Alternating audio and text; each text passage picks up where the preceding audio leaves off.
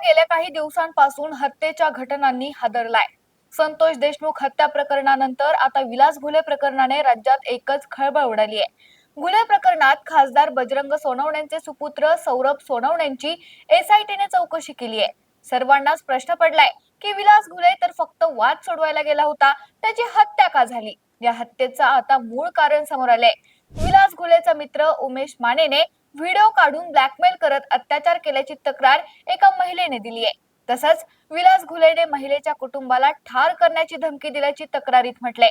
त्यामुळे विलास घुले हत्या प्रकरणात नेमकं काय घडलंय पाहूयात या व्हिडिओतून। नमस्कार, मी निकिता आणि आपण पाहतायत LS मराठी। बीडच्या केस तालुक्यातील टाकळी गावामध्ये विलास घुलेची हत्या करण्यात आली। केवळ दुसऱ्याचं भांडण सोडवण्यासाठी मध्यस्थी करायला गेलेल्या विलास घुलेची धारदार शस्त्राने हत्या करण्यात आली अशी माहिती समोर आली आणि या घटनेनंतर संपूर्ण केस तालुका आणि टाकळी गावात तीव्र संतापाची लाट उसळली। संतप्त गावकऱ्यांनी अहिल्यानगर अहमदपूर राष्ट्रीय महामार्ग रोखून धरला होता। पण या प्रकरणाला आता वेगळंच वळण लागताना दिसतंय। या प्रकरणात खासदार पुत्र सौरभचं नाव समोर आलं।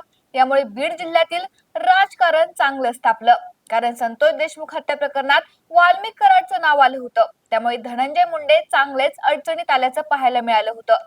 या प्रकरणामुळे त्यांचे मंत्रीपद देखील गेले। आता घुले प्रकरणात खासदार बजरंग सोनवणे चांगलेच अडचणीत सापडलेत। या नेत्यांकडून एकमेकांवर टीका होत असताना आता या प्रकरणात एक महिला समोर आली आहे। विलास घुलेचा मित्र उमेश मानेने व्हिडिओ काढून ब्लॅकमेल करत अत्याचार केला असं महिलेने तक्रारीत म्हटलंय।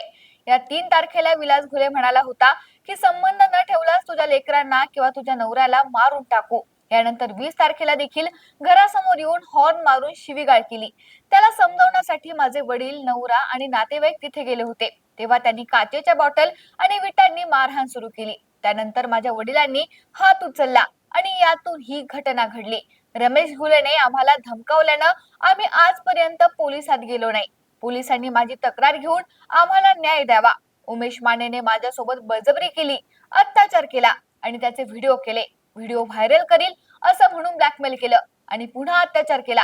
ही घटना मी घरच्यांना सांगितली, पोलीस स्टेशनला तक्रार द्यायला जाणार होतो, मात्र रमेश घुलेने आम्हाला धमकावलं। यापुढे असे होणार नाही याची जिम्मेदारी त्यांनी घेतली।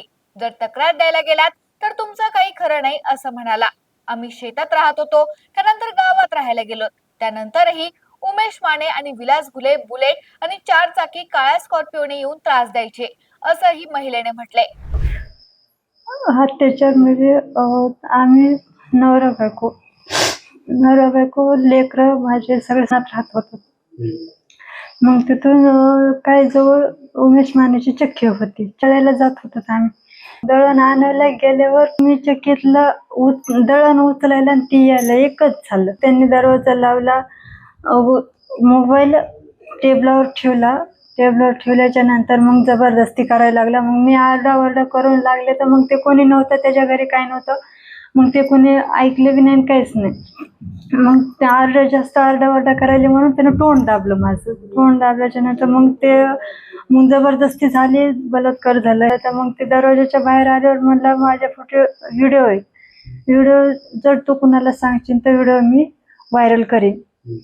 मग त्या भीतीपोटी मी कुणाला सांगितलं नाही आणि मला 2-4 दिवस झाले की आणखीन मला त्या व्हिडिओचे धमकी द्यायला चालू केली। त्यांनी वारंवार चालू राहिली त्याची धमकी की फोटो व्हायरल करीन आणि तू माझ्या संग असं कर म्हणून।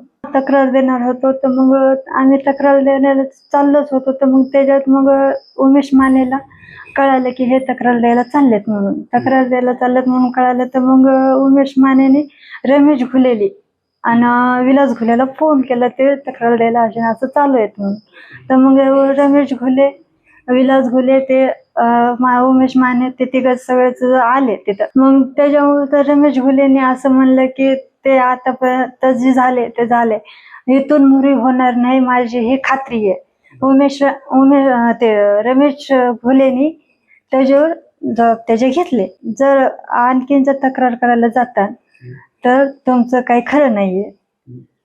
त्याच्यामुळे आम्ही भीतीपोटी गवसलो आणि रानात जी राहत होतो तर आम्ही माझे मुलं बाळ, आम्ही नवरा बायको 2 जण। ते मग त्या आमच्या मिस्टरला म्हणलं चला घरी चला म्हणलं, आता रानात काही राहायचं नाही म्हणलं. तर मग रानात राहायचं नाही म्हणलं, मग घरी आलो तर आम्ही हे झालो. तिथून मोरे बी 2-4 दिवसाला चक्कर त्याची उमेश माने आणि विलास घुले ते दोघं यायचे गाडीवर, बुलेटवर यायचे, हरणा वाजवायचे, हे करायचे, कर्फ्यू नाही यायचे. 3 तारखेला आमच्या घरी कोणी नव्हतं. मग मी एकटीच होते.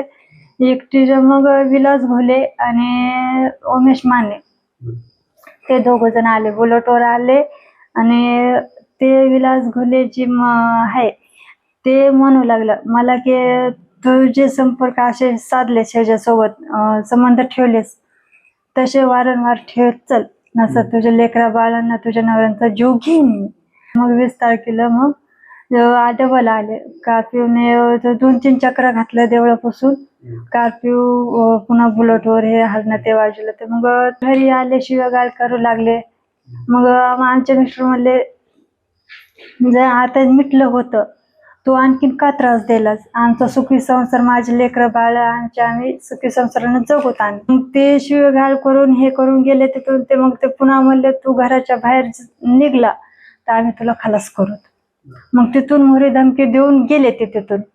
तर मग पप्पा ते आलते हे कोण, तर मग आपण समजून सांगू हे करू म्हणून मग समजून सांगायला ते हॉटेलवर आले. ते असं करायलाच का नाही, मग ते समजून सांगण्यासाठी तसं केलं.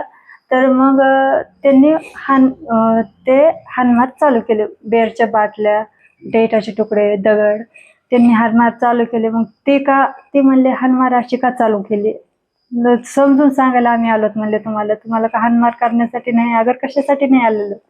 मग हाणमार चालू केल्याच्या नंतर ह्यांनी मग पुन्हा हात उचलला.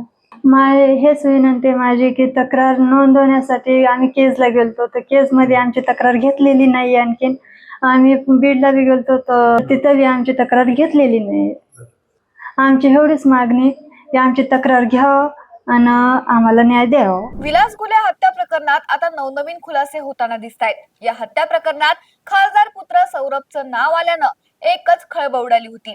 खासदार पुत्राने तर हत्या घडून आणली नाही ना असा प्रश्न निर्माण झाला होता.